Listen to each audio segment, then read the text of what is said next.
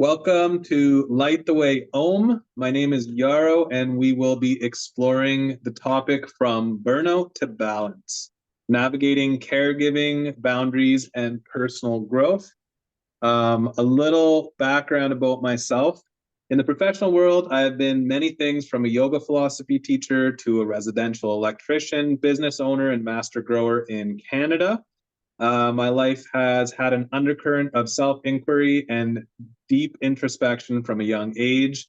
I love music, nature, the human experience, and everything in between. My guest today is Francine Kelley. She's my sister, a wonderful friend, and has been a huge part of my life in the most positive and supportive ways. Her extensive experience in teaching yoga, facilitating self-care events, life coaching, caregiving, her roles as a wife, and a mother of two have given her a vast wealth of knowledge, wisdom, and experience to draw from. I truly couldn't imagine what it would be like to not have her kind heart and deeply reflective presence in my life. So, yeah, I'm stoked to have this conversation today, and I'll let you introduce yourself. Thank you, Yarrow, for the beautiful introduction. I'm honored and grateful to be here. As you've said, I have over a decade experience teaching yoga and working as a human support service worker in various capacities, also a life and wellness coach. I really take a holistic approach to well-being and wellness, with special interest in releasing chronic stress so that we can truly thrive, which is super important as a mom of two and wife and creative. I love learning. I love personal development. So yeah. Excellent. Okay, so the quote that really sparked this whole conversation and the idea to do this podcast was from a saint from India, Sri Anandamayi Ma, born in 1896, whose main teachings revolved around love and service. I shared this quote with Fran, our dad, and in this group chat that we have going on. And it just brought up some really interesting questions that I thought were just really worth exploring. And it turned into this, the idea for this podcast. So the quote is as follows: "Love knows no bargaining. Its business is to keep giving. Expect nothing in return." So this quote and my sister's response to it really got me thinking about how important the role of the caregiver is, and how to honor that, and how to bring more awareness to that within my own life and within our family and within society. So this leads us to the topics of this discussion and podcast, which we will cover today. So the first one is how to recognize caregiver burnout, the importance of setting boundaries, methods on how to cultivate or how to value caregiving roles in society, what it means to practice self-care without guilt, ways in which we can embrace personal authenticity, how developing awareness can change patterns. And to wrap things up, we will focus on cultivating love and compassion. So first of all, I think it's important that we can define these two words, what a caregiver is and what burnout is. So according to the Cambridge Academic Content Dictionary, a caregiver is someone who provides for the needs of children or of people who are ill or cannot provide for their own needs. And burnout, according to Psychology Today, says that burnout is not simply a result of working long hours or juggling too many tasks, though those both play a role. The cynicism, depression, and lethargy that are characteristic of burnout most often occur when a person is not in control of how a job is carried out at work or at home, or is asked to complete tasks that conflict with their sense of self. Which I think is a great definition of burnout. So, how do you think burnout shows up, and what impacts does it have in our life? Yeah, I think burnout shows up, it's, chronic stress that builds over time. And so it can show up in different ways for different people. But things like feeling overwhelmed, frequently crying, or constantly feeling stressed or unfocused, worrying, maybe feeling anxious or even panic, feeling exhaustion, fatigue.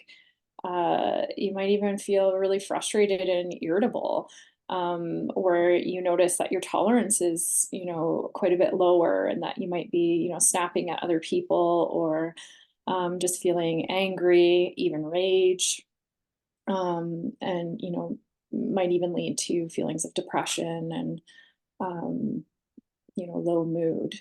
Uh, Uh, how can that show up in relationships? mhm. Um, yeah, I think again, like with your children, maybe snapping more, or feeling really frustrated quite easily, or overwhelmed by all the noise and the stimulation and the activity, and or maybe it looks like being short with your partner if you have a partner, or other family members around you. Um, yeah, it just maybe you feel disconnected from others. Um, Maybe you start isolating yourself and stop doing the things that you used to do, or going out with friends, or even feeling like you can't share how you're feeling. Um, Yeah, so I hope I'm not interrupting your flow there. It's like I think what's coming up for me is we're like exploring just initially what how burnout shows itself. It's like really checking in with ourselves and asking how are we feeling, how are our relationships, and being honest with ourselves and not beating ourselves up. mhm, Like I think is in the role of a caregiver, someone who's in the role of a caregiver, they often might feel like I need to just be there. I need to be the rock. I need to be the pillar. And when they're experiencing depression or feeling like some meaning or purpose is being lost, is dropping, maybe some experience of depression or, sadness, or, we can internalize it and go, there's something wrong with me, but maybe it's actually your needs aren't being met. Maybe you're not being supported, and that begs the question: what are the first steps someone experiencing these things can take in order to recover from burnout? yeah, and I think you pointed to something really important there, of recognizing those symptoms and how that stress is showing up for you, or noticing the feelings that you're having chronically, noticing those irritations, um, because we want to try to address this before it turns into a crash of like full on burnout. So Yeah. recognizing those stress points, and then realizing like, okay, I'm feeling really anxious right now. What can I, what do I need? What's happening for me? What's led to me feeling this way? Um, and then seeking support, or doing something to support yourself. Um, like things like self care, which we'll talk about a little bit more. But yeah, just slowing down and pausing, and really questioning what's happening for me. And yeah. I think you just touched on something really important there. And I'd like to explore a little bit more about that. of how important it is to take time regularly to reflect on your personal needs and make self-care a necessity. Can you speak to that? Yeah, I mean, often we might think of self-care as being kind of frivolous, or if I have time, then I can do something for myself. Uh, or it can feel like just one more thing that we have to do. Yeah. But recognizing that it's like we can't really care for others from an empty vessel. And so the self care is really doing activities that help kind of recharge us, refuel us, so that we can show up and give freely without feeling depleted or resentful or whatnot. So really, it's a priority, like it's necessary. And it doesn't have to be these really big spa visits or something like that. Although if that's something that nourishes you and you can do that, then great. But really, it's just pausing and checking in with ourselves, and maybe taking some breaths, just slowing down our breath and noticing what are kind of dominant thoughts that we're thinking about, what is making us feel however we're feeling. And yeah, again, how can we support ourselves? What do I need so that I can show up more powerfully for the people in my life, and I can show up more of myself, instead of, I mean, I remember an experience where I kind of snapped at one of my kids, and then you go into this big guilt spiral and feel awful, and you're like, oh my gosh, I'm a monster. But like you kind of said, it's like not being so hard on ourselves and coming back to like, okay, I didn't really like how I showed up there. And I might go and apologize, or talk with my kids about that, and express that. But yeah, not beating ourselves up, and recognizing we can repair and we can start fresh. And really, that self care is the foundation of being able to have the space to do that and show up in that way.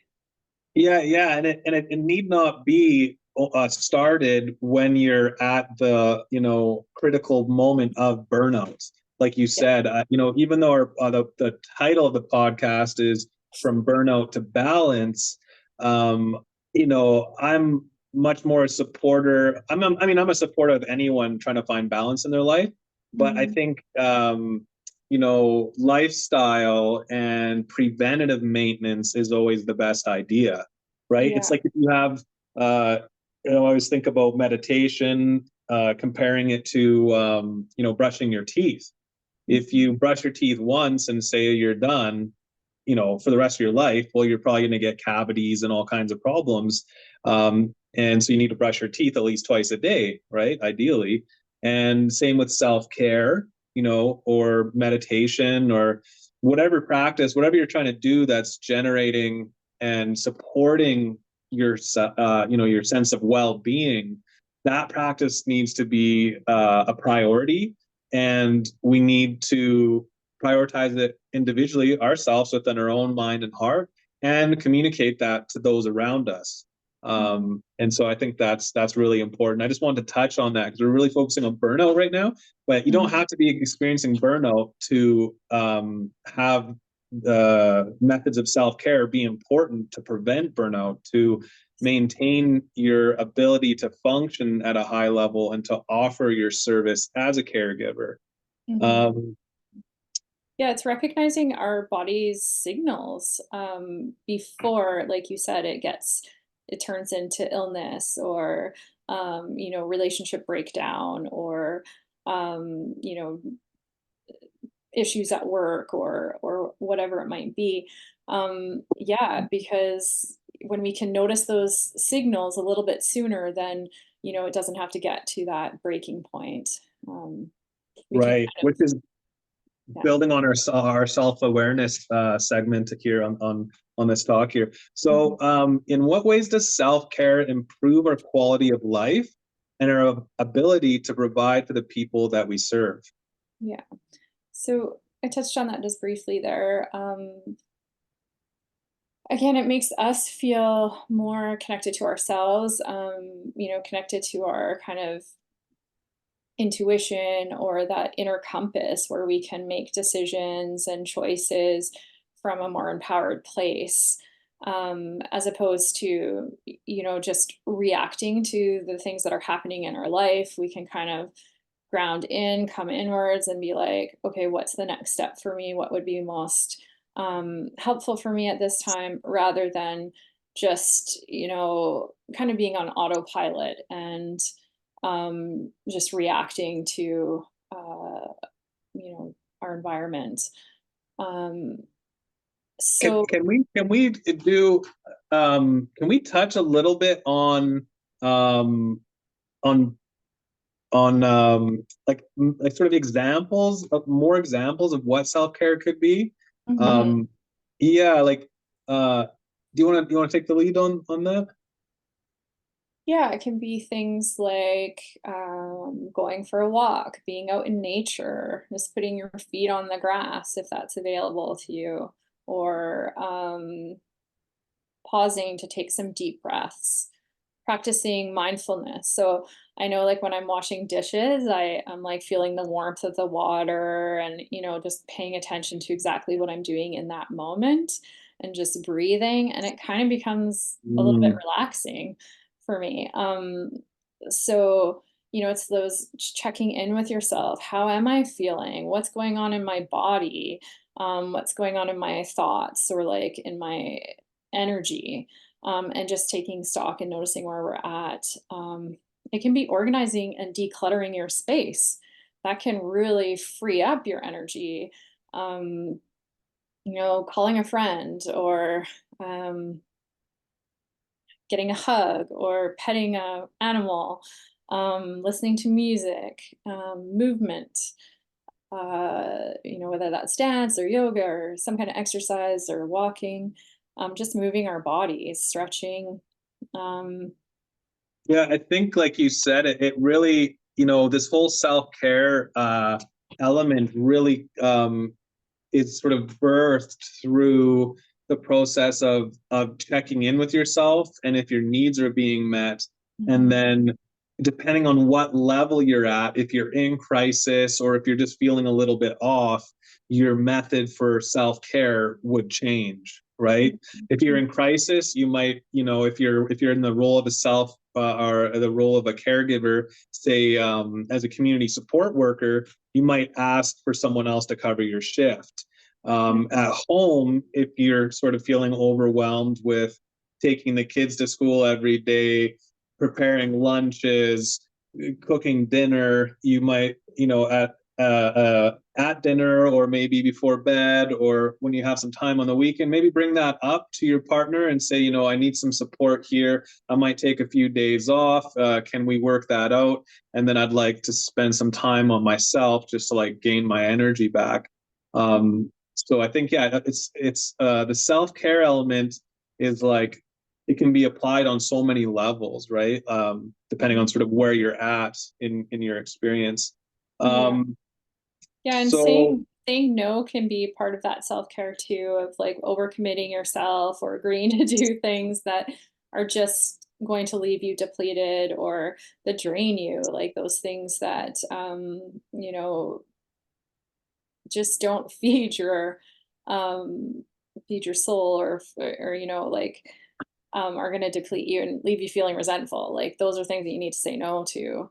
Um, and right. that's creating boundaries is part of self-care too, Mm, which we'll talk yeah. about. Yeah, no, let's go into that. Let's explore how self-care, how that shows up as creating boundaries, and the importance of setting boundaries, and how we might do that. Hmm. Yeah, and I think, well, it's important again to take that time to identify what it is that you do need. What do you desire? Oftentimes we're just, attending to our children or to others in our lives or like in our work, especially if you work, with people, you're extending this energy. And so it's like, what do I need? What fills my cup? What helps me rejuvenate? Where can I get support? Where can I ask for others to kind of help me out here? Um, and so then when we realize where we're losing energy or focus, then we can start to create those boundaries and be like, okay, it's really important for me to get like 8 hours of sleep, let's say. Um, Right. because if I don't get that sleep, then I'm tired, I'm cranky, you know, feel out of control or I can't focus. Um, and so recognizing that's a need, that's important to me. And so I need to be in bed by 9 o'clock. And, um, you know, maybe somebody in your life is like calling you after 9 or something, or wants you to go do something with them. And then you set that boundary of being like, no, sleep is really important to me. And so Mm. I'm going to honor that and go to bed at 9 o'clock. So yeah, it's just protecting our time, protecting our energy. But yeah, it does take that awareness piece of what it is that we do need. And yeah, it really seems like communication is a big one. So it's like honoring in ourself that something's coming up, some feeling, some emotion, some thought is coming up that's saying, "Hey, I need help here. I need a moment. I need some time. I need support." And to first acknowledge that within our own self, and then have the courage to speak with those around us who would offer some level of support, whether that's um, our friends, our siblings, our partners, our business partners, and making that effort to speak with people about setting some boundaries up potentially and honoring our needs. So, how do we get people in our life on board with honoring our boundaries? Mhm. So, I think, uh, and there's different types of boundaries. And I think just for the purposes of what we're talking about here related to burnout, I'm just going to focus on, the boundaries around our time, our energy, and also noticing when we're taking on somebody else's emotions or energy. Yep. Um, because uh, I know that was something that I struggled with of like, oh, like if my child's upset or my husband's anxious, and then I would notice that I was feeling anxious, or I need to fix this, or how can I do something to help? But so it took a lot, some practice to be like, I'm here and this person's feeling this way. I don't need to take that on.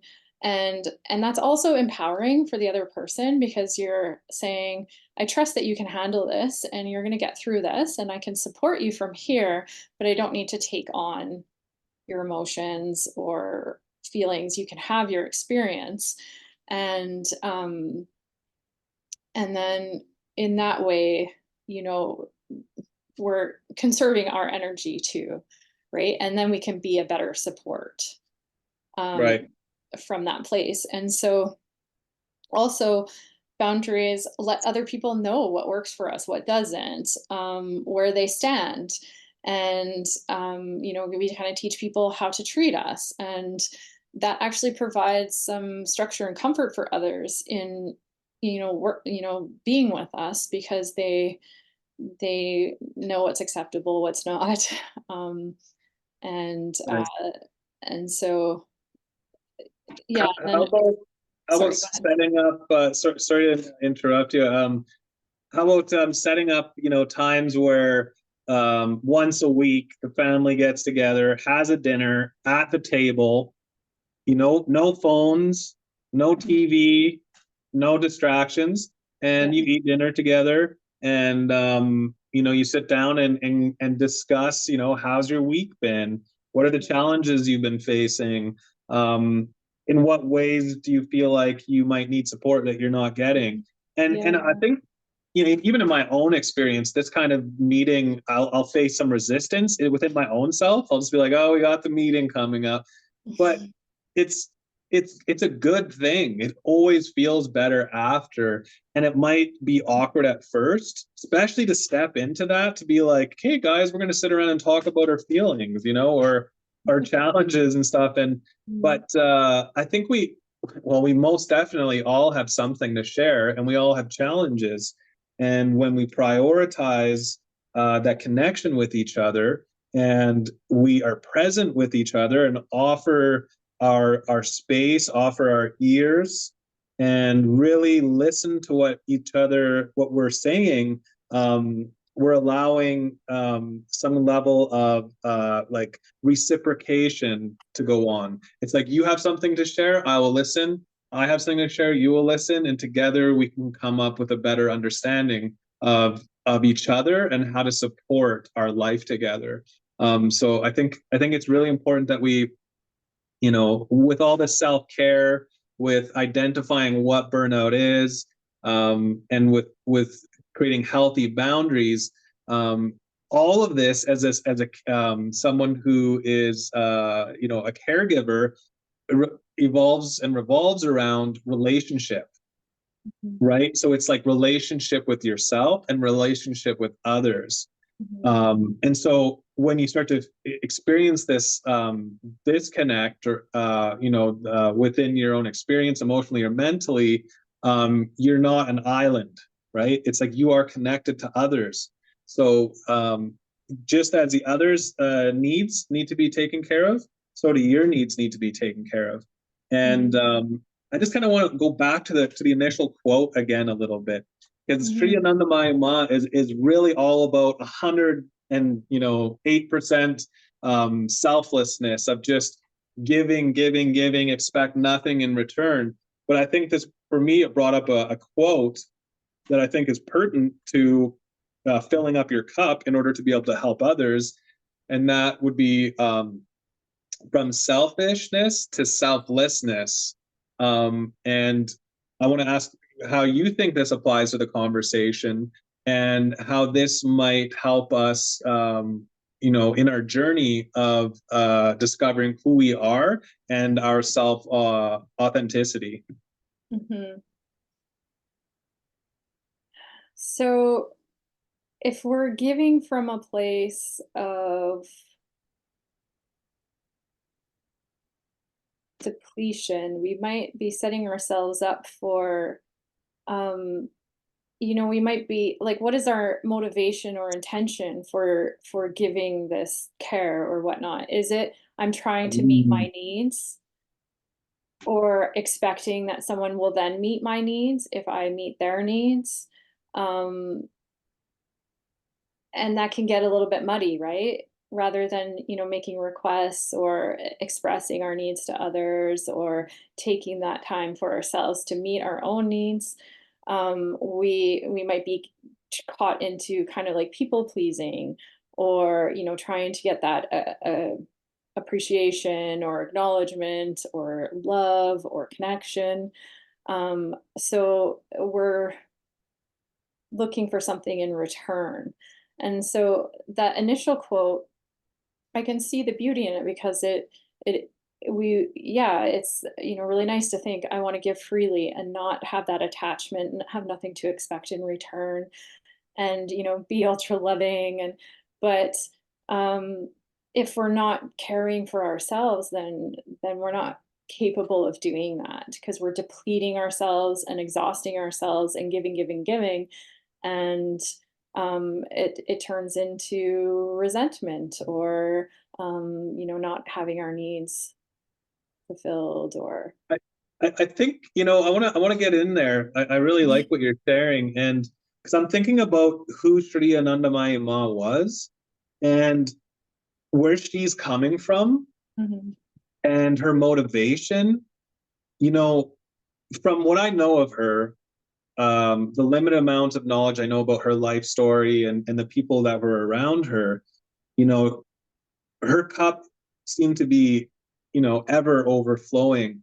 And her motivation was of love, because she had cultivated within herself this direct experience with the divine, with love itself, with the universe, whatever you want to call this. And so from her standpoint, she was full and complete. And so if we're in a role in society where we're giving and never able to come back to ourselves, and never able to really root in our true sense of being, our true sense of self, or connection with the divine, then we're going to have a hard time, skillfully offering our service to others, right?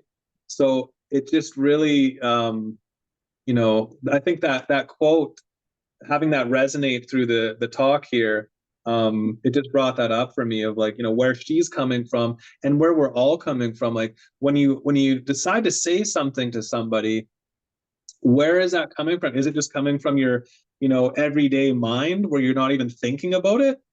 Maybe if you take a moment, and just before you speak, pay attention to the emotional signature behind it, to the emotional imprint that those words actually have, and not the words themselves, but why you're saying it, Mhm. right? And when we speak or when we do something, there's some kind of emotional resonance to it, and Mhm. to really,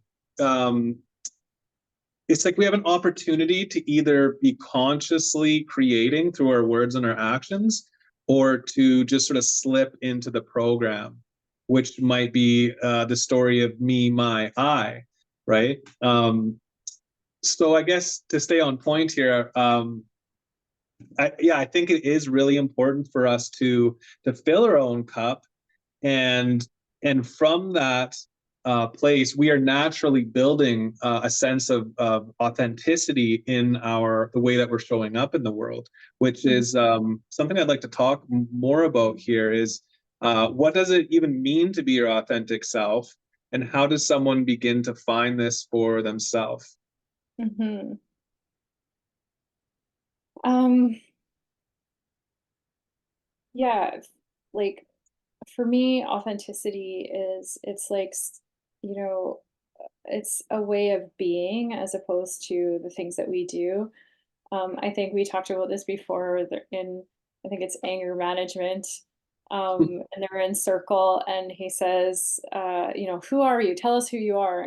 And he's like, oh, well, I do this and I do that. And no, no, no, tell us, who are you? And this goes on for some time, and the guy just gets like super frustrated. And yeah, so it can kind of bring up different feelings, I think. But I think it's like starting to peel back the layers of who we're not, or what the expectations that we might feel from others, expectations we put on ourselves, in comparison to others, or looking at what we do, and kind of identifying with our work, or being a parent, or um, different identities. And we often wear masks or have these personas that we feel will be acceptable by other people, or the people. It can change depending on who we're spending time with, if we're at work or we're at home. um, I was even thinking, like, when you first start dating somebody, you might hide parts of yourselves because you're afraid that that other person won't accept them, or might not like you anymore, or whatnot. But if we can be open and um, accepting or allowing those parts of ourselves that we might feel aren't acceptable, or the things that we don't maybe like about ourselves, or the things we see as like flaws, if we can be open about those things, then the people that we have around us will feel a stronger connection. Because if you're hiding parts of yourself, you might find that you feel like nobody gets me. Um, and then you'd have to ask, like, well, have I shown myself? Have I, expressed who I am then? Um, Can you speak to how vulnerability can actually be a strength and not a weakness? mhm, yeah, absolutely. um,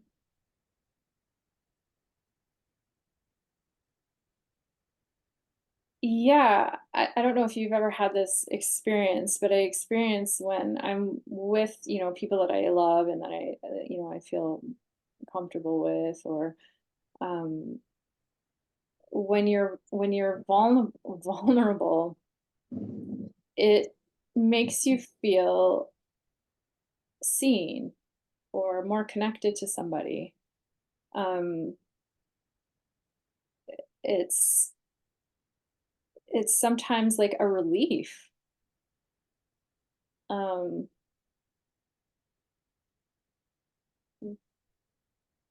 Yeah, because you get to take the mask off and just be. And if you're in situations where maybe you don't feel safe to do so, then, that's information. Mm-hmm. Want to be, maybe ultra vulnerable with just anybody, but um for, having, those few people in our lives where we can just be ourselves or just be present and um feel safe to be messy and human. Yeah, Really and it's just that liberating. it's very liberating, and in that messy process, it's like, you know, like the when the butterfly is a caterpillar, it goes through that whole metamorphosis, and it's kind of a messy, ugly process. And Yeah. birth itself is a bit messy, and so in this process of vulnerability, it might feel a little bit. There's a lot of feelings that might come up depending on what level or what's being expressed through the vulnerability, and it also it's done in a safe place where people truly care about your well-being. You, through opening up like that, are allowing in some way or giving permission for the others to open up too, right? And I Absolutely. think too, for me, vulnerability, uh, I feel like I can open up with people when there's a sense of non-judgment. It's like Mhm. sometimes we just need to like let out thoughts and feelings, even though those thoughts and feelings might not be our like guiding principles or Yeah. true norths. Mhm. Sometimes it's like these thoughts and emotions are just bouncing around, and we just need to share them. Mhm. And so I think just like bearing witness to each other and opening up to what we have to share and say and feel allows something sort of truer and pure to come forward, which is just your presence, just who you are. And from there, often too, when we workshop ideas, new ideas come about. Something kind of new is born. Our awareness grows, Yeah. and by expressing these things and giving it our full attention, we are actually allowing it to be as it is, no longer holding it down or pushing it away or holding on to it. We've allowed it to be what it is, and we're actually liberating energy to focus on something else or to allow something else to be born. I'd like to Mhm. take a moment to talk about your services. Your services as a life coach have proven many times in my life to be highly effective in helping me navigate the challenges in my life. How can your professional service as a life coach help people lead an authentic and purposeful life? Mhm. Yeah. So, again, I take kind of a holistic approach. And so, our relationships, our health, our um, vocation, or um, uh, how we spend our free time, like all of these things kind of incorporate a wellness or a wheel of wellness. And so looking at those different areas and noticing where are we out of balance? Where do we need to maybe put some energy? And so my specialty or passion is really like helping people to release stress, chronic stress, um, because that impacts all areas of our lives and can impact our relationships, our health, our work. And so helping people, you know, create a little bit more balance in your life so that you can show up more empowered, more yourself, and create life in a more intentional way. Um, you know, uncovering kind of the conditioning or the habitual patterns, expectations, comparisons, and just connecting to ourself, or again that inner compass, that inner knowing, um, regulating our nervous systems, uh, incorporating yoga principles or movements, some somatic movements to help us release that pent up stress or energy that kind of accumulates, um, so that we can, again, just show up more authentically and more empowered, so that we can experience more joy and, yeah. Yeah, no, just to speak to that, like we've, I think that's been one of the big blessings in my life is our connection and our relationship. And through the work that you've done, the classes you've taken, the internal processes that you've gone through, and the tool set that you now have as a result of this process has helped me in so many ways. Like say I'm having a problem, or say I'm finding work challenging, or some aspect of a relationship challenging, you really help me unpack it, understand it from like a more root level, understand what those causes, those emotions, those thoughts, those patternings, what that's trying to show me and teach me, and then being able to move forward in an informed way so that I can actually be happier, be more clear, and feel more confident in the direction I'm going. So I know that your services as a life coach um, are incredibly valuable to anybody who would want to use your services. Would benefit. There's no doubt in my mind about that. So let's continue here though, and explore a little bit more about this the topics here in the podcast. So how important is it to unplug from the expectations of others in order to get clear on our needs? Mhm. When we're in busyness, doing, it's hard to really like notice what's happening in here. um, and until we pause and slow down and really connect inwards and notice that something is out of balance, um, it's only then that we can, start to do those things or identify our needs and start to fulfill and maintain those needs. Um, yeah, sorry, I lost my train of thought there. No, no, it's good. We're exploring essentially just like I think we've talked about this already quite a bit, Mhm, but just like how important it is to like unplug, to maybe let go of some things, even for just some time, in order to get clear on our needs, and in order to fulfill our cup.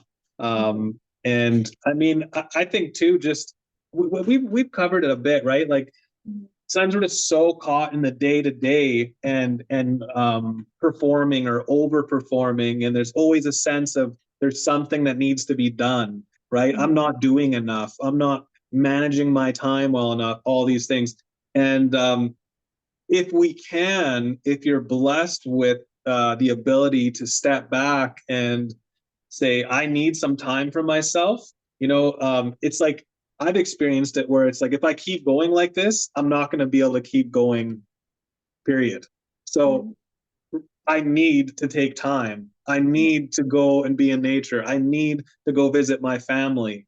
I need to, you know, close all the windows and blinds and lay inside on the ground for the better part of the day and just like, chill out. So I think, yeah, it's important for us to know that our needs are important, Mhm. and to honor them. Um, And so yeah, what's go coming ahead. up here, I just wanted to mention that, um, often we do have strategies to cope with stress or when we're feeling um, anxious or bad or sad or any of those things. Um, and they can, look like eating or scrolling on our phones or, vegging out in front of TV. And not that there's anything wrong with any of these things, but if it's a strategy that we're using to kind of escape or numb out, tune out, just recognizing like, is that filling your cup? Is that actually energizing you? Or are you losing time and energy in these activities? Are they actually, rewarding? Mm. You That's a know? big one. Yeah. Wow. That's so important. I saw this post the other day. It was like, social media is the thumb sucking of adults, you know? And I notice when I'm going through it, like scrolling maybe Instagram or something like that, and there's some really great stuff out there, and some empowering stuff, but I do notice sometimes I start like my energy is just draining, like yeah, or you might be find yourself comparing yourself to everyone's highlight reels, or even being a parent, there's all of these new pressures of like all of these parenting experts or different parenting methodologies or like gentle parenting and positive parenting and all of these things, and that can really bring up some anxiety or a feeling of like I'm not doing enough, I'm not enough, or those kinds of things. And so when you notice, oh, I'm losing energy here, this is mm, impacting my thoughts, where I'm starting to think I'm not enough, like if you can catch that before it gets too bad, then you can pull back and be like, hey, this is not nourishing me. What else can yeah. I do? This really is highlighting the importance, for me. What's coming up is the importance of, self-awareness, Yeah. to recognize that, like you said, like some things you might be doing, saying, oh, this is like taking time for me, but maybe it's actually not helping, Mhm. like, it's whatever that soothing mechanism is, like you said, if it's not filling your cup, if it's not making you more healthy, more vital, the Mhm. more, just feeling like you're okay, and it's actually taking away from that, to have the awareness to go, okay, that's maybe only this much I should do, or less, or not. Mm. Yeah. And then, and sometimes it's challenging to create habits that are, actually are good for us, like, for instance, I don't know, going and working out, right? Yeah. Yeah. uh, Most of the time I don't want to do it, but it does make me feel better. And Yeah. afterwards I have, as long as I don't push it too far, I end up having more energy, a healthier body, Mhm. the ability to do things with greater ease and greater joy because of the health that I've created in my body through doing something that's not easy. It's some level of stress on the body, but it's healthy. And I think, again, it comes down to where you're at. If you're at crisis level, sometimes a complete unplug is necessary. If you're just in maintenance level, then there's other things that are applicable there. I want to explore a bit here on, essentially how, let's go into the how caregiving roles are important in society. And does coming from a place of authenticity, hinder or enhance our relationships? Mhm. Or I think we already kind of explored that. Like, just let me back it up here.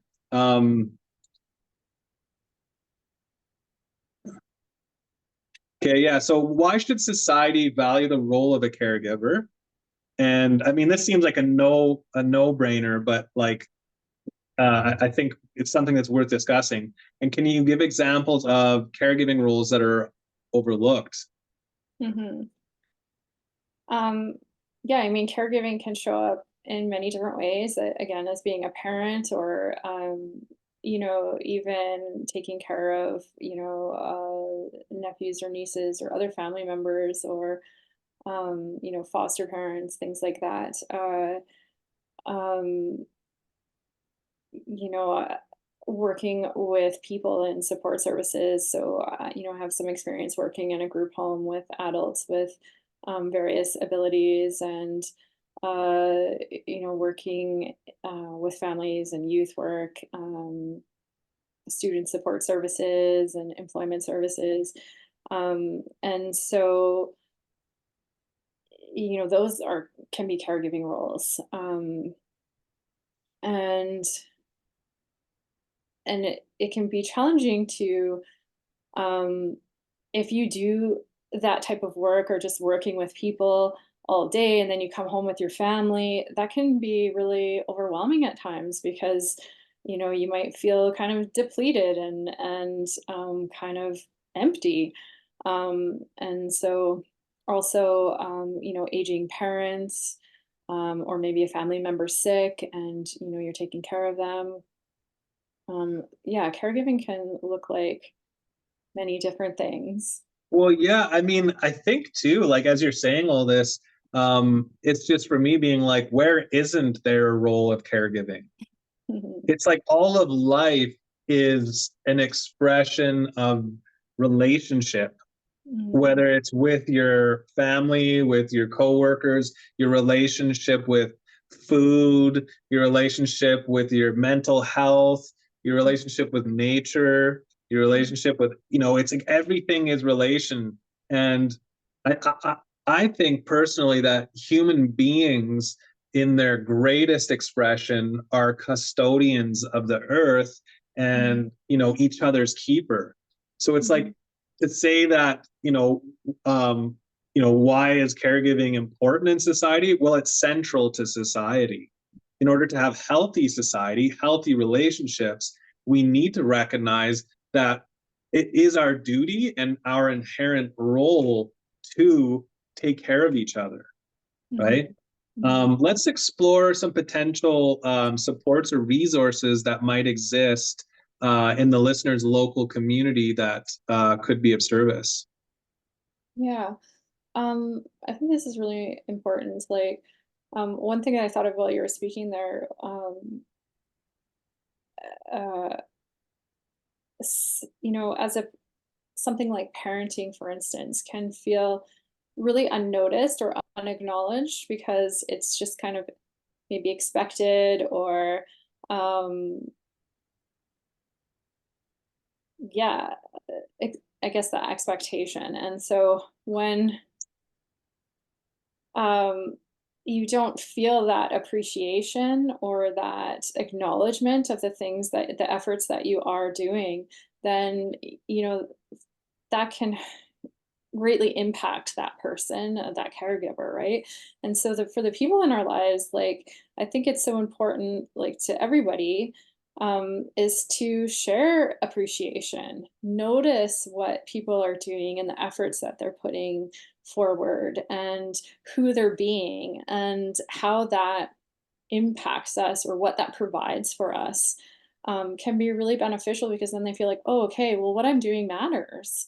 And it's, appreciated and not just expected or, that may feel a little bit meaningless or something, right? Because, but when you can express your appreciation and you can acknowledge other people, then they feel good and you feel good too. It's like a level of receptivity. Yeah, Um, yeah. yeah. Can you speak to the potential supports or resources that the people might people in the role of caregiving or anyone that might be able to access that could help in the process? Yeah.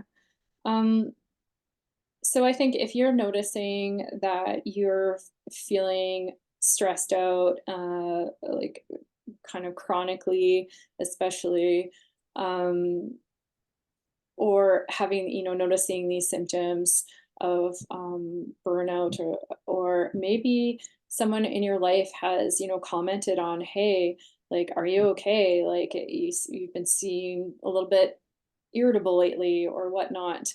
Um, to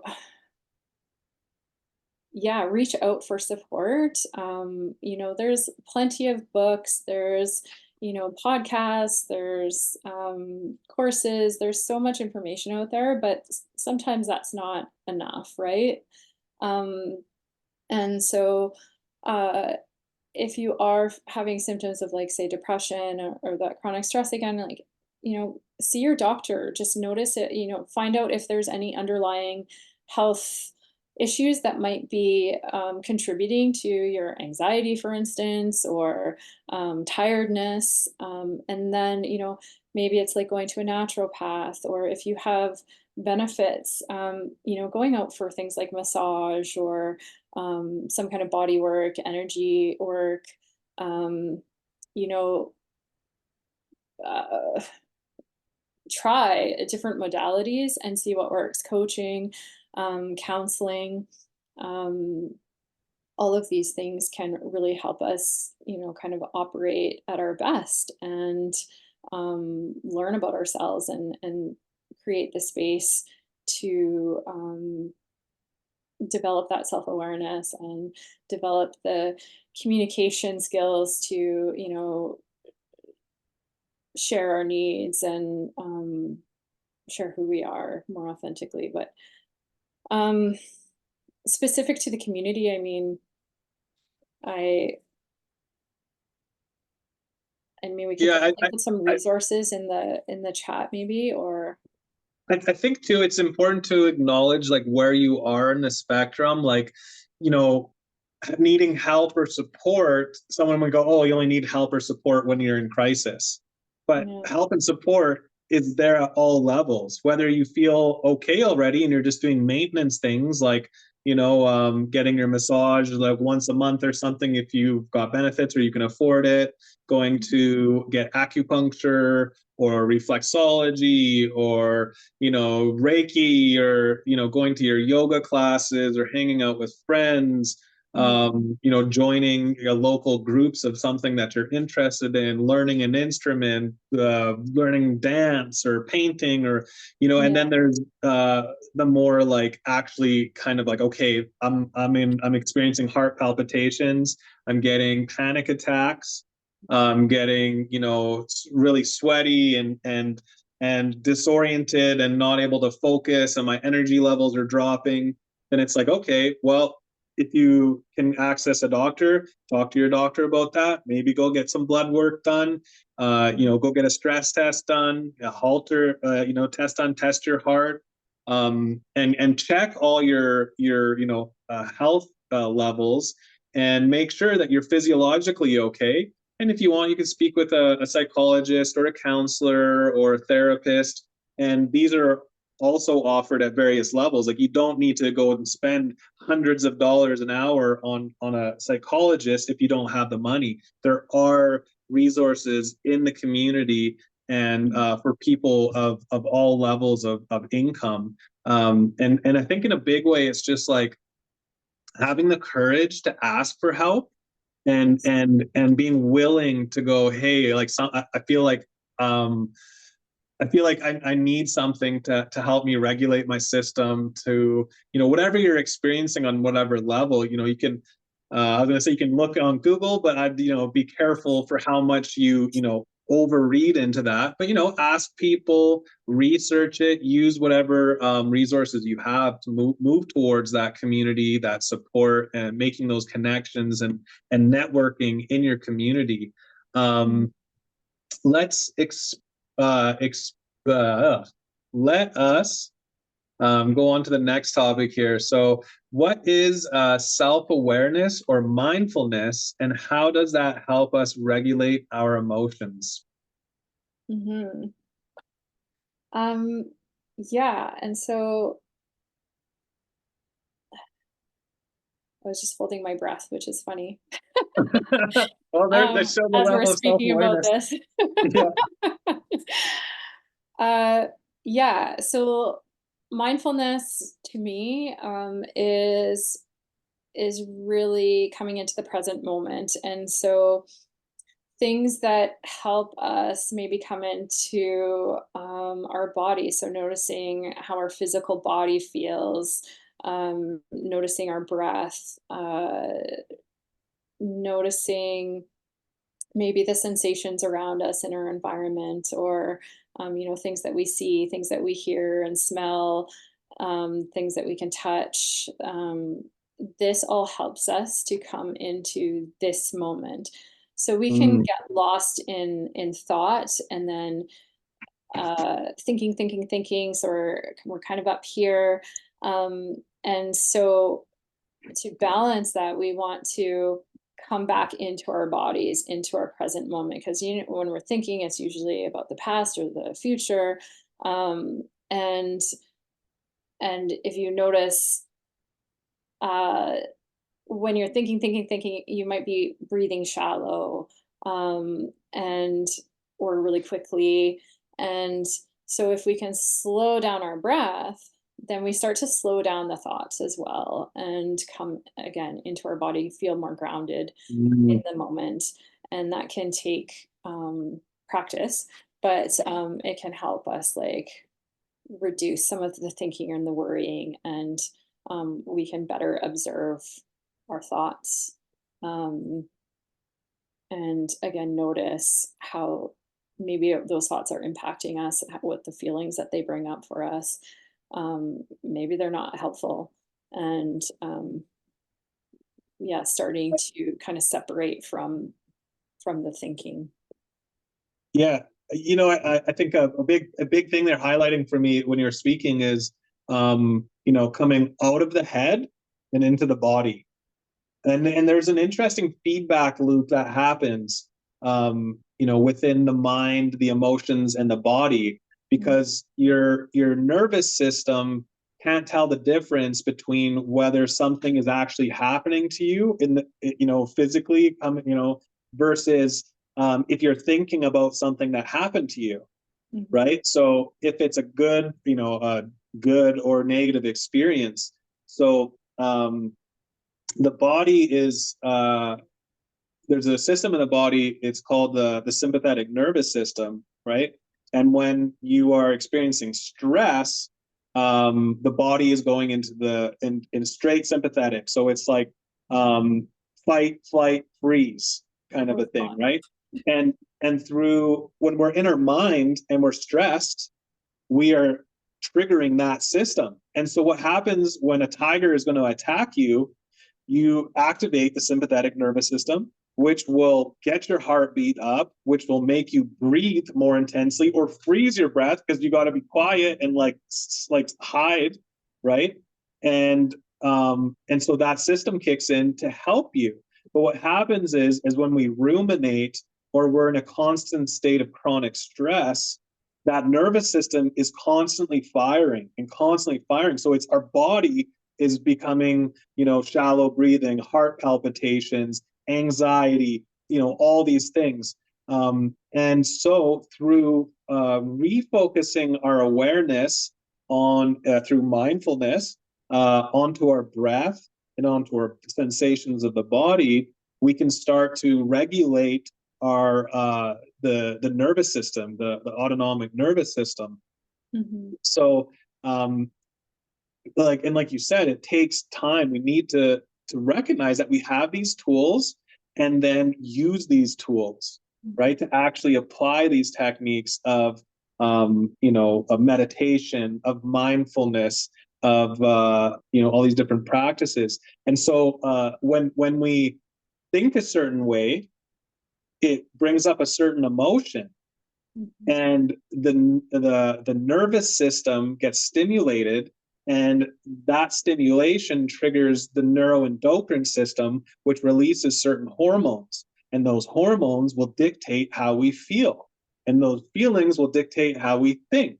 So if Yeah. we take time to create space through meditation, through mindfulness, through conscious breathing, we're Mhm. able to create space of awareness around our thoughts, around our emotions, and recognize we have some power to actually direct our thoughts, to direct our emotions, and create our reality through those practices.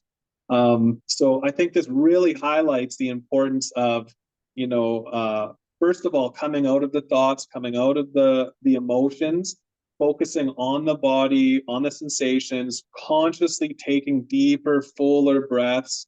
And this is starting to calm the nervous system. The parasympathetic nervous system kicks in, which creates calmness, relaxation, slower heartbeat, longer breaths, and a release of different hormones and neurotransmitters in the body, which help us self-regulate.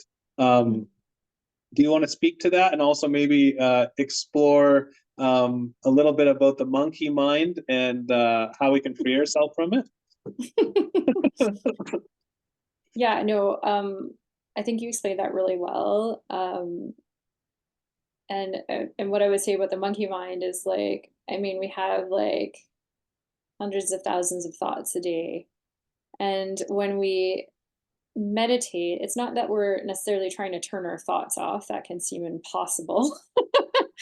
It's we're Yes. just observing it. It's like, you know, um, we're just, yeah, noticing like clouds in the sky, and I was like, oh, thinking there's an interesting thought, and starting to kind of separate ourselves from I am the thought.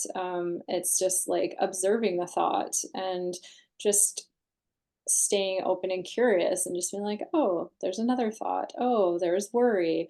Oh, Mm. there's anxiety. Oh, there's, thinking about the past and so you're just kind of watching the thoughts stream without attaching to anyone. You're just noticing and and thinking is normal. It's you can't, so if you think I can't meditate because I can't turn my thoughts off, that's not the point to me.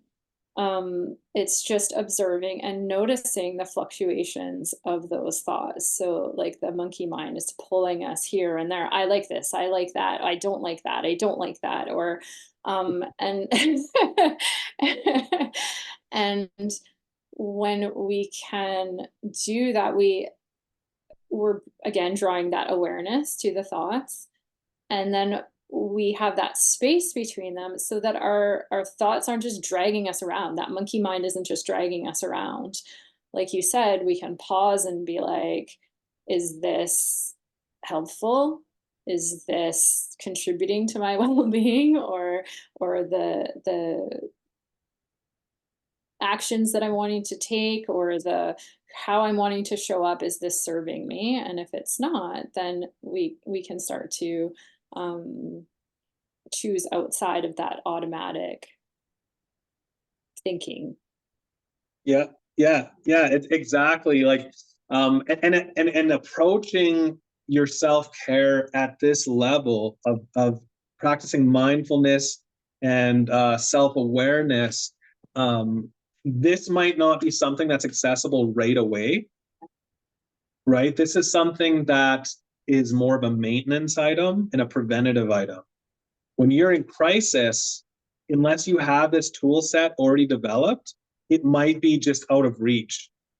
You might need something more gross in a sense of, some kind of an intervention of various sorts. So mindfulness, meditation, self-awareness practices are something that we are cultivating day to day and building. Right? It's like filling a bucket up drip by drip with water. Right? It's like showing up every day, sitting with our thoughts, sitting with our emotions, watching the thoughts go by, like you said, observing them, say like a cloud, and an interesting sort of revelation that I had when I was quite a bit younger. I realized that I wasn't my thoughts. Mhm. And I mean, some people listening are like, of course. Some people listening are going to go, what? I'm not my thoughts. And because it's like, it's so convincing, but if you think about it, the thoughts are coming and going. You're not. So you're Yeah. not your thoughts. And thoughts can be all kinds of things. If I was my thoughts, that would be a scary thought. you know like I have all kinds of thoughts, but I know they're not me. And so it's like developing a relationship with the mind that could be a monkey mind jumping all over the place, and developing a loving relationship with it. So through these practices of mindfulness, conscious breathing, we're starting to expand our awareness. And in that expansion itself, we realize that there's a stream of thoughts and emotions, and we have a choice of what kind of thoughts and emotions that we want to generate and project into the world, which will go more into our topic of compassion and loving kindness towards the end here. So let's go into the next topic here of shadow work.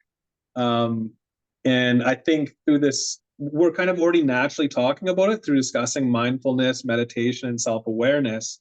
But in what ways does shadow work apply to this journey from burnout to balance? And what are some examples of how our shadow expresses itself? Mm.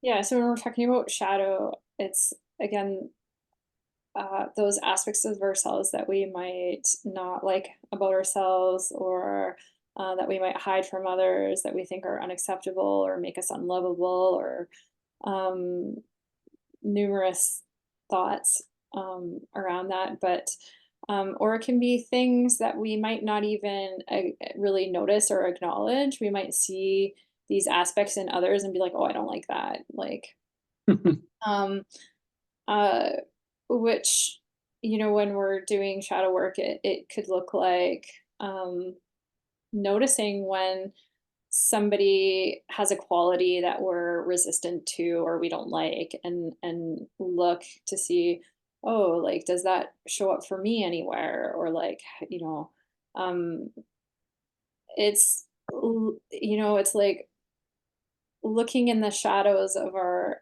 our minds, if you will, and letting those parts see the light. It's accepting that we're human, that we have um, things about us that we think others won't like, or um, but it's part of being a human. I think it's and when we shine the lights in those corners or those qualities, then it releases their hold on us, or um, we just stop losing energy or power to them. They Because we might be operating out of that place that might not be getting us the results that we want. Yeah, I'd like to share there too. Like, Mhm. some of the ways that shadows can show up is like these like habitual self-sabotaging tendencies. It could be these ways of soothing, like we were talking about earlier, that aren't actually helping us. These Mhm. like defaults of like kind of escaping, being present, escaping dealing with the underlying challenges that are actually showing up in our life. And it's like these challenges of addictions, of unhealthy patterning, of unhealthy self-soothing and habitual tendencies. These are actually, if we, like you said, shed the light of awareness on them, are it's offering information about ourselves, about our life circumstance that is actually there to help us. It's Yeah. like when we're ignoring it and not showing up to it and not taking off the mask and being vulnerable and being like, this is what I'm facing, this is what I'm going through.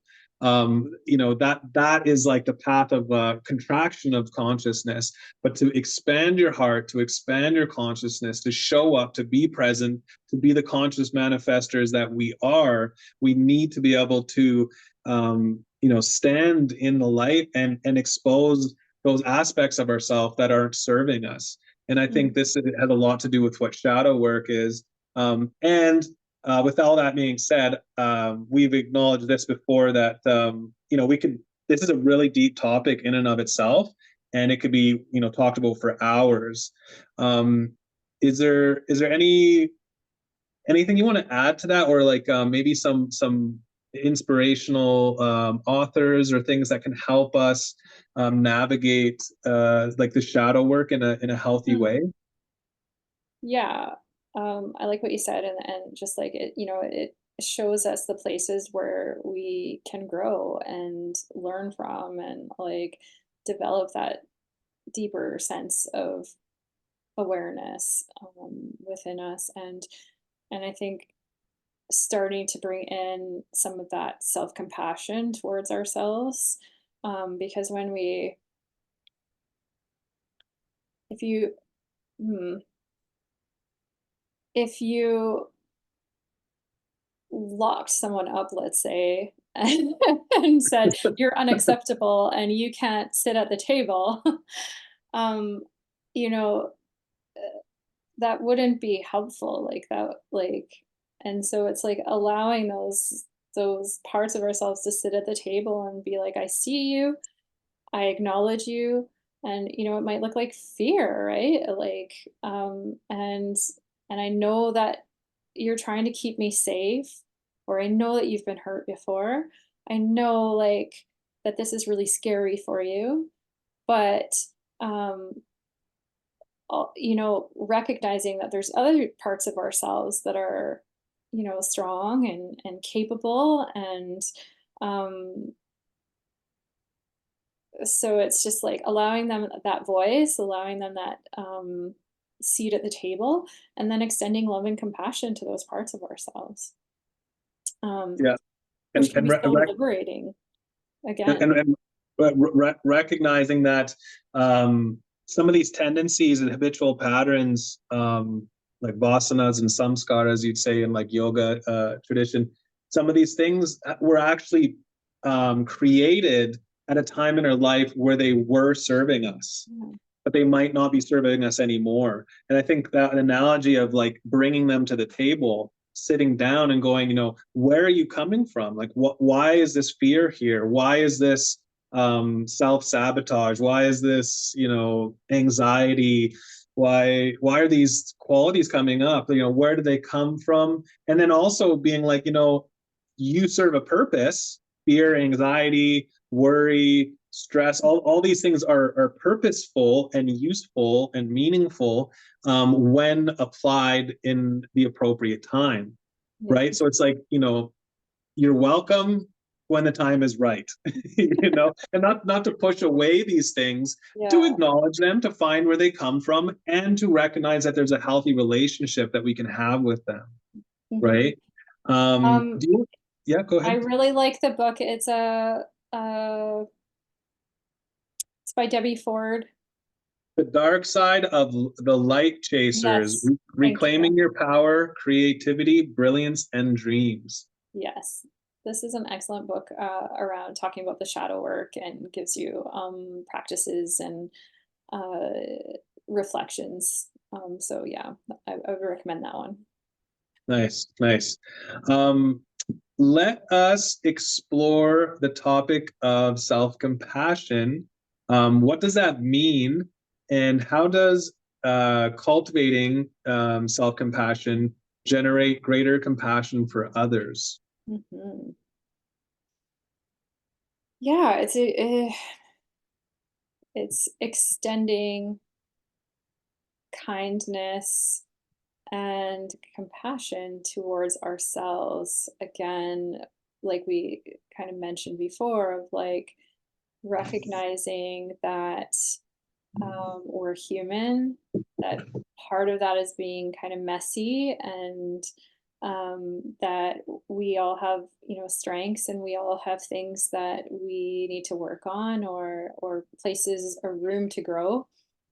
Um, and when we can accept all those aspects of ourselves and extend kindness to ourselves, then we have, again, it's like filling that cup, that we can extend that love and compassion to others. We can start to empathize with being human and recognize, like, if someone's yelling at us, for instance, we might be able to pause, instead of just being like, man, that guy's a jerk, and be like, wow, maybe he's struggling with something right now, or um and then we can not maybe react to it, in a way of getting upset, or um getting, uh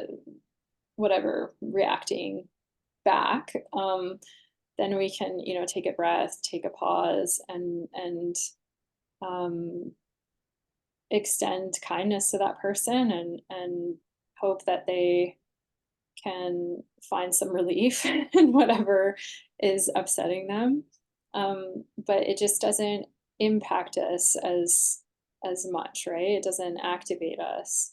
Um, and so, yeah, I guess, it's like one of my favorite meditations is the loving kindness meditation. And even within that meditation, it starts with extending kindness and compassion to yourself. And then from there, it's like somebody you really care for, and then, somebody that you maybe see at the grocery store, and then extending it out and out and out. Um, and so, yeah, but it always starts with extending that love and compassion to yourself. Um, Acknowledging that we all experience some sense of suffering, or, just, periods or seasons of distress, or, uh, we live in a world that's uncertain, and so this can really, like, kind of rock us, and make us not feel grounded or safe in the world. But through these practices, we can start to kind of come back to that place that is unchanging, and that is the center of our being, and who we truly are, is the observers of all the going ons around us.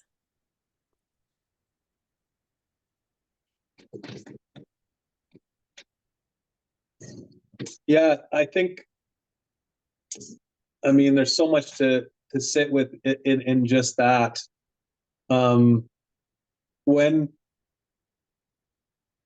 there's so many thoughts that came up to add to that, but one of them is your world is your world, in a sense. So if you are focusing on the external world all the time, social media, the news, all the things that are going wrong, you have to, first of all, you have to understand that the news is built in a way to trigger you.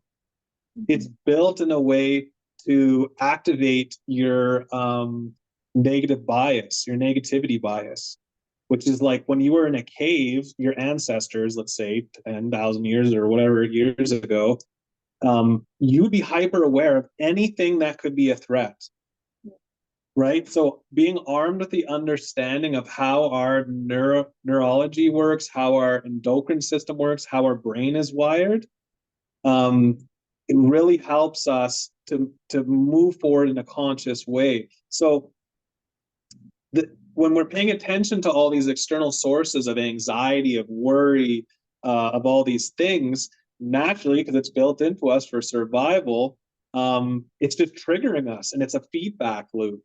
And and so if we take the responsibility of going, I am going to take time to be with myself, to be with my thoughts, to be with my emotions, to recognize that I am not essentially those thoughts and those emotions. I have the conscious creative power to generate loving kindness for myself and for others. This is a great step in what I'd say is the right direction. We're constantly looking for other people to blame, for other groups of people to be angry at or afraid of. And, but how often are we looking at ourselves and going, how much power do I have to create my own happiness, feelings of success, and fulfillment?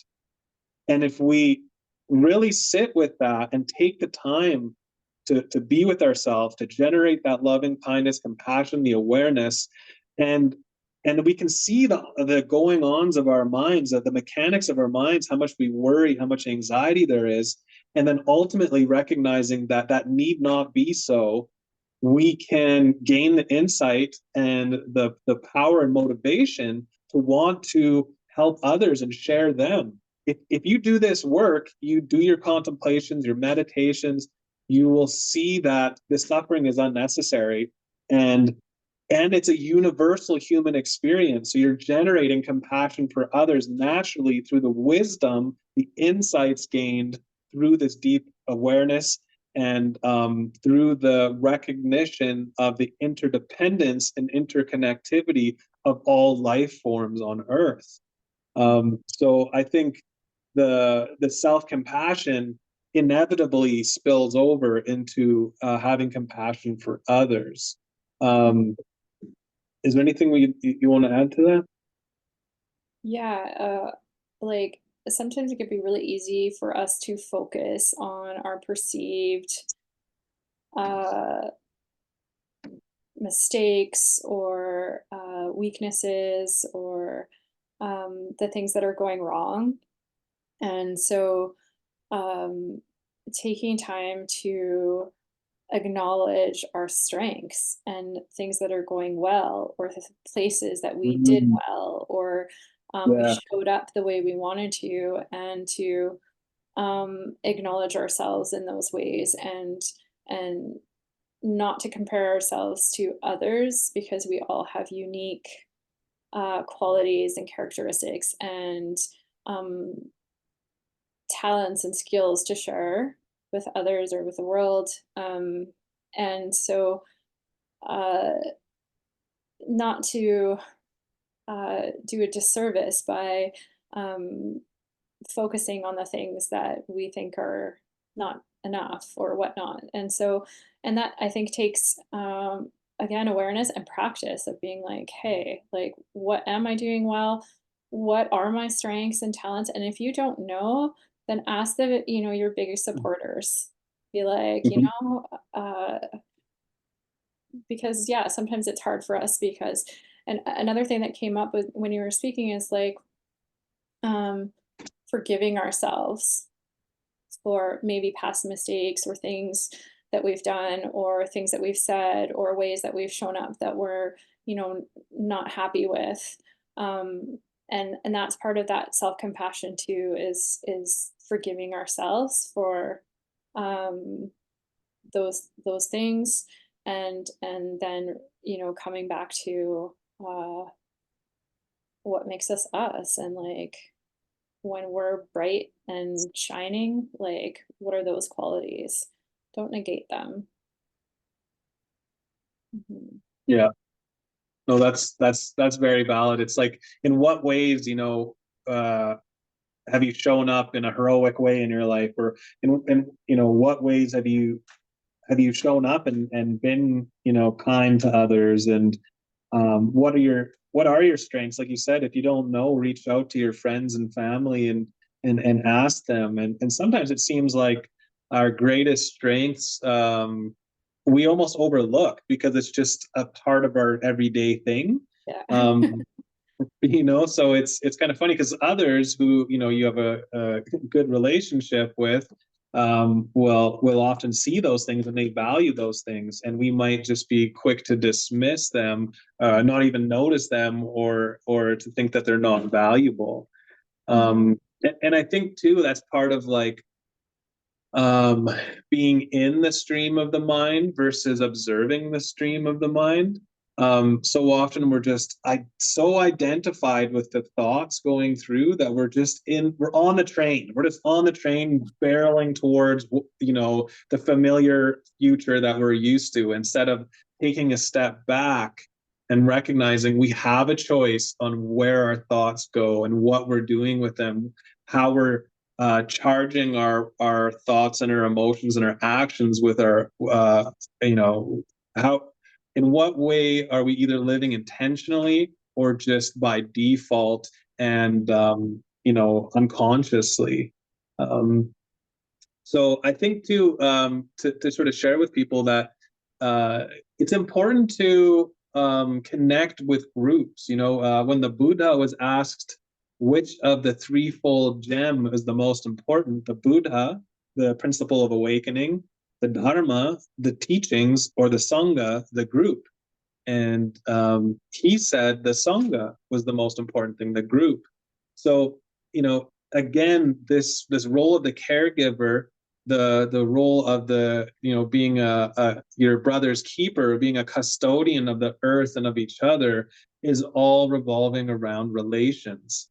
Even the indigenous people in Canada, I've been to a few groups, and often they'll say, all my relations. So it's all about relations. It's all about connection with each other and with your environment. And how is it? How is that the relation?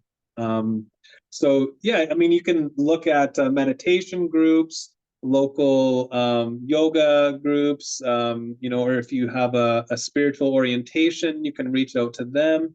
And I think it's like taking time to move intentionally towards what it is you value, and sometimes, anybody in society can relate to it.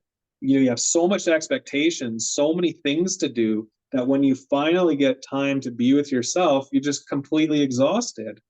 And Yeah. so how do you take time to go to a yoga class, to play guitar, to go to a meditation, to go get a massage even? Like I know people who have benefits and they never use them, because by the time they can take time, they're just so exhausted. They have to, so um yeah, but yeah, it is still important to adjust our value system and to recognize what is important. Is important accumulating more money and more things, or is important relationships? Is important your family? Is health important to you? And so adjusting our value system and really getting clear with what it is we value, then we can get clear with what we want to move towards and how we can spend our energy in the most efficient way so that we're being filled and not depleted, right? Absolutely. Yeah. I think we've talked, I'm not sure how long here. I can't really quite see, but I'd like to, unless there's anything you want to share there, I'd like to share a quote by Gabor Mate here. Yeah, no, please, sure. Okay. So Gabor Mate is a Hungarian Canadian physician, an author specializing in addiction, trauma, stress, and childhood development. I find him very inspiring, and he's just so knowledgeable and current. He's written a book most recently called The Myth of Normal, and very worth exploring. So here's the quote: being cut off from our own natural self compassion is one of the greatest impairments we can suffer. Along with our ability to feel our own pain, go our best hopes for healing, dignity, and love. So, this quote by Gabor Mate emphasizes that self compassion is essential for healing, dignity, and love. By neglecting self compassion, caregivers risk burnout and lose the ability to care effectively for themselves and others. Embracing self compassion allows for healing and the cultivation of genuine connections, aligning with the importance of self care, authenticity, and empathy. So I just want to thank you again for being willing to have this discussion. I think it's like incredibly valuable on so many levels, and you could give it whatever title you want. But I think anyone listening to it and contemplating this stuff, we could get some really useful information in order to apply to life to have a more healthy, purposeful, meaningful, and connected experience. So I just want to thank you for showing up again. Thank you.